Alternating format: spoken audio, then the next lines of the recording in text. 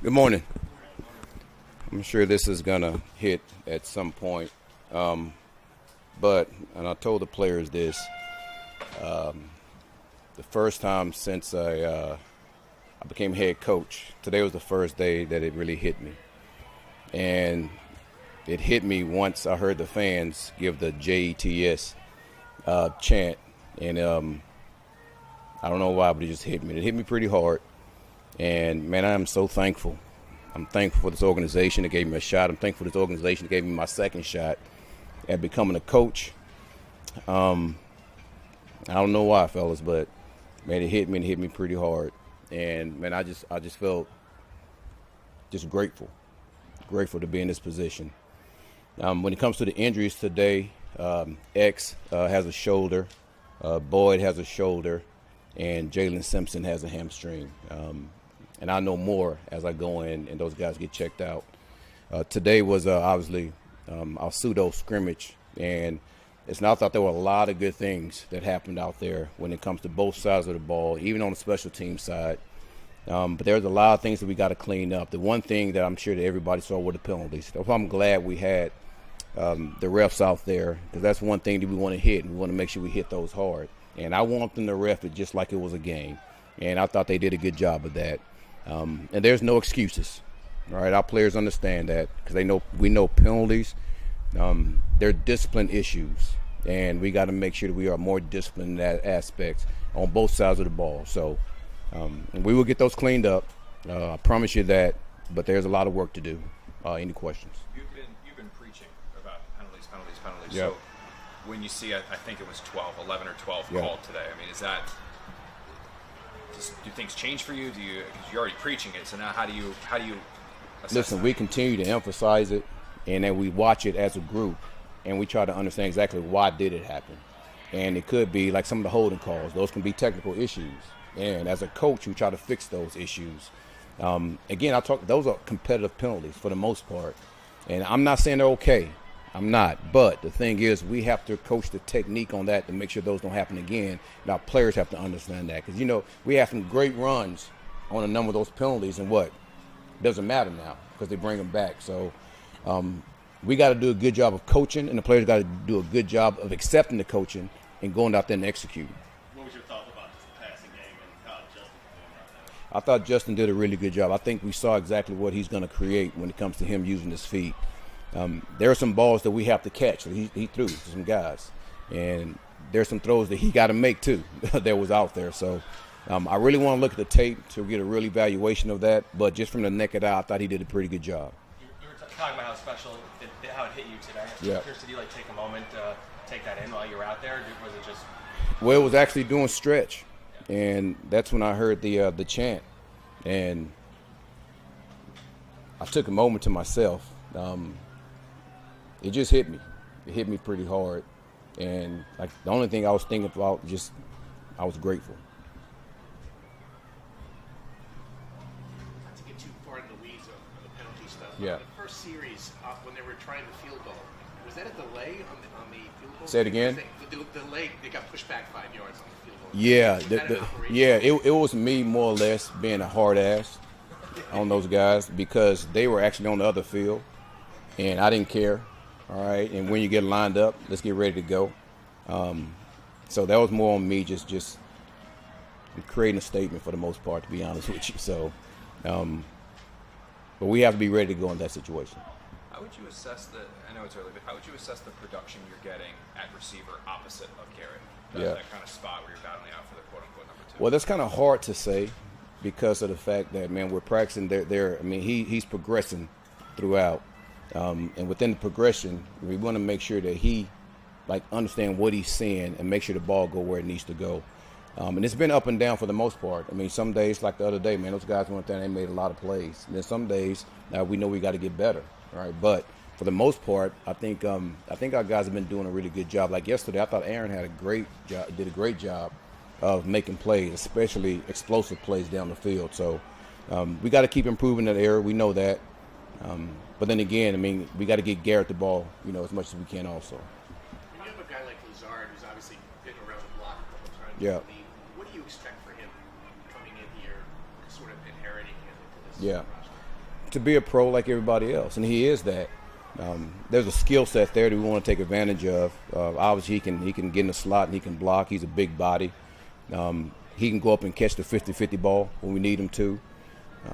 And he's smart, and he's been around the block just like Josh. I mean, we expect those guys to be able to teach the younger guys and bring those guys up to speed on what we're trying to do. So there's a number of things that we need to get out of him, and he understands that.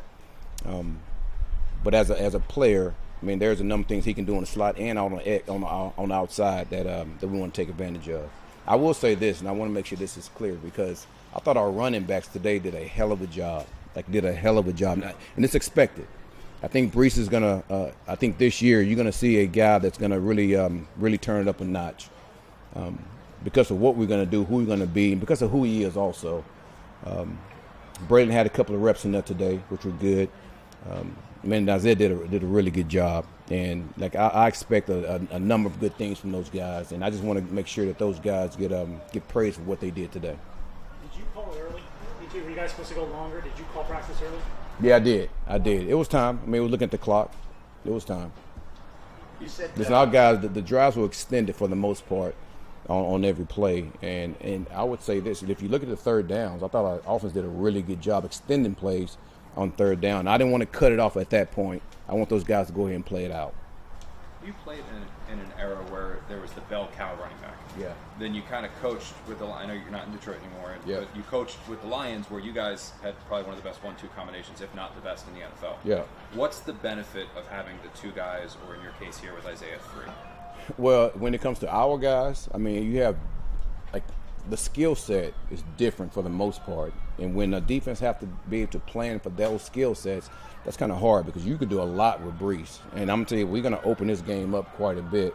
And I've said this before, he's the type of guy that you can split out wide and let him run the route tree, because he can run it like a receiver. And I like that matchup with him against a safety or a linebacker too. With Braylon, man, you just pound it. I mean, he's a 240-pound man that's going to be hard to bring down. So that's two different dynamics that you have to get ready for when it comes to a defense getting ready to play against those guys. So a guy that's been coaching on defense for the most part, I mean, I know the issues that come with that, and being able to game plan, when this guy comes in the game or when the other guy comes in the game. It's just like when you saw in Detroit. I mean, Gibby, man, those two guys, man, they had two totally different skill sets that attack defense pretty well. What does Isaiah bring? He brings everything. I mean, he's a guy that we have to make sure we get him on the field as much as possible also. Pass protection, his ability to run, his route tree. He's a very, very smart player. He's tough. He's aggressive. And the thing is, he's a guy that plays on dang near every special team that we have. So he's a valuable piece of what we're trying to do. Valuable. You talked about the running backs today, but what about someone like Donovan Edwards? Yeah. Obviously wasn't on the team last year, but seemed to get a lot of reps today. Yeah, I mean, we try to get those guys as many reps as we can, because we got to evaluate and see what we got with this player.